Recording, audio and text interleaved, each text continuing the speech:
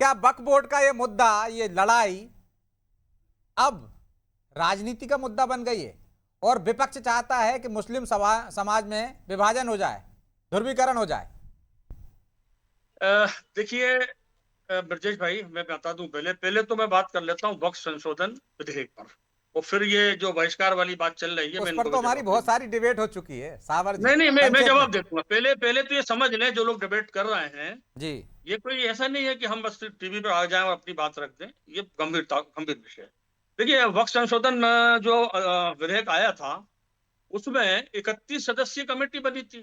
21 उसमें लोकसभा के और 10 राज्यसभा के, जिसमें मुस्लिम समुदाय से असदुद्दीन ओवैसी लोकसभा से थे, इमरान मसूद थे, मोहम्मद जावेद थे। इसी प्रकार से राज्यसभा से मोहिबुल्लाह थे, गुलाम नबी आजाद थे, महमूद मोहम्मद अब्दुल्ला थे, नजीमुल हक थे और सैयद नासिर हुसैन थे।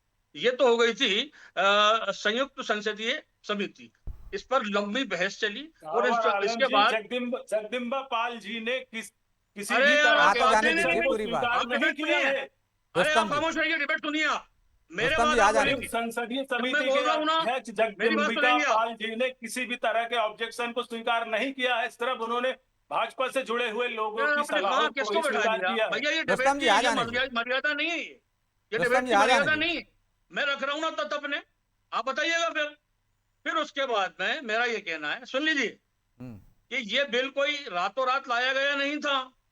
ये 1923 का जो संशोधन था, उसको बदलते हुए 1995 के अधिनियम को संशोधन करने के किया गया है। अब मैं आपको बता दूं, ये पब्लिक डोमेन में गया, ये राज्यसभा लोकसभा में बहस हुई, फिर उसके बाद में ये राष्ट्रपति के हस्ताक्षर से सुप्रीम कोर्ट की सहमति से लाया गया बिल है। अगर आपको कोई विरोध करना है तो आप इसमें लोकसभा में याचिका दायर करिए, जिस प्रकार से होनी चाहिए। ये कोई सड़क पर खड़े होकर ये टीवी पे चैनल पे बदला बदला नहीं जाएगा। और अगर आप विरोध इस बात का करते हैं कि गैर मुस्लिम क्यों, तो आज तक, अभी तक जो भी पदाधिकारी रहे हैं इसके अंदर, अध्यक्ष को छोड़ के, वक्फ बोर्ड के अध्यक्ष छोड़ के, वो सब गैर मुस्लिम थे। अगर कलेक्टर इस समिति का जांच करता है तो आप कहते हो कोई गैर मुस्लिम है। अगर आप ये कहेंगे कि साहब इसमें एसपी और आईजी और देश के मुख्यमंत्री, प्रधानमंत्री, ये सब गैर मुस्लिम है, तो हम इनको नहीं मानेंगे, तो ये तो सीधा सीधा आप जो है कानून का उल्लंघन करते हैं। मेरा इसमें कहना है कि आप इस को अगर वाकई विरोध करना चाहते हैं तो आप इसमें कोर्ट में जाएं। आप, आपकी 72 याचिका एक ठीक। 73वीं हो जाएगी। कोर्ट जो निर्णय लेगा उसमें जाएं आप। अच्छा, इसमें कोई स्टे नहीं, देखिए इसमें कोई स्टे नहीं है। ये मध्य प्रदेश सरकार को अधिकार था, ठीक है। और ये देश की विभिन्न राज्यों को भी अधिकार है कि वे नवीन वक्फ बोर्ड का गठन कर सकती है। लेकिन ये पहल मध्य प्रदेश में हुई, डॉक्टर मोहन यादव की सरकार में इसकी पहल हुई। अन्य राज्य भी चाहें तो इसे विपक्ष नहीं रोक सकता, ठीक है। क्योंकि ये 2025 में पारित किया हुआ बिल है। अब मैं आ जाता हूं कहां, जो इन्होंने बात की बहिष्कार की। देखिए, जो लोग बहिष्कार की बात कर रहे हैं, ना तो ये धर्मावलंबी हैं, ना तो ये शहर काजी हैं, ना ये कोई ऐसे मुहज्जिज व्यक्ति हैं जिनकी बात को समाज मान ले।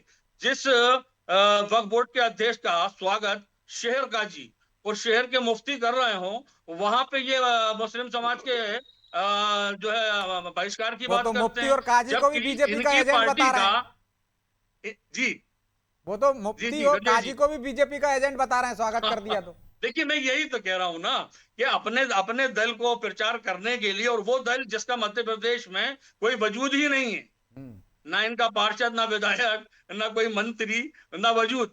देखिए, अच्छी बात है, आप पार्टी को अपने जो है मेहनत करिए, अपने पार्टी का प्रचार प्रसार करिए, लेकिन शहर काजी को बदनाम करके और विधायक को, कांग्रेस के विधायक को भी भाजपा का एजेंट बता देंगे। देखिए, दो गैर मुस्लिम को छोड़कर जो भी 10 कमेटी के सदस्य हैं, वो सब मुस्लिम है, तो उसमें उसमें क्या दिक्कत है? और अगर हिंदू मुस्लिम आप करेंगे, तो फिर बीजेपी अगर हिंदू मुस्लिम करती है तो उस पर बड़ा एतराज होता है तो क्या आपको। ओवैसी की पार्टी मुसलमानों को भड़काकर अपनी जमीन मजबूत करना चाहती है? देखिए, ओवैसी जी का जहां पे के वो सांसद हैं, वहां के अलावा पूरे राज्य में कहीं नहीं है। और भाई ये सच्चाई यही है जो कांग्रेस के मित्र कह रहे थे, कि ओवैसी की पार्टी से हमको फायदा होता है, क्योंकि मुस्लिम ध्रुवीकरण हो जाता है और हिंदू वोट एक तरफा हो जाता है, तो हमें तो फायदा है तोके निजामी जी से। लेकिन फिर भी ये समाज का नुकसान कर रहे हैं, ये कौम का तो नुकसान कर समाज रहे हैं, का, ये कौम का मुस्लिम नुकसान धर्म का कर रही है। नुकसान कर रहे हैं।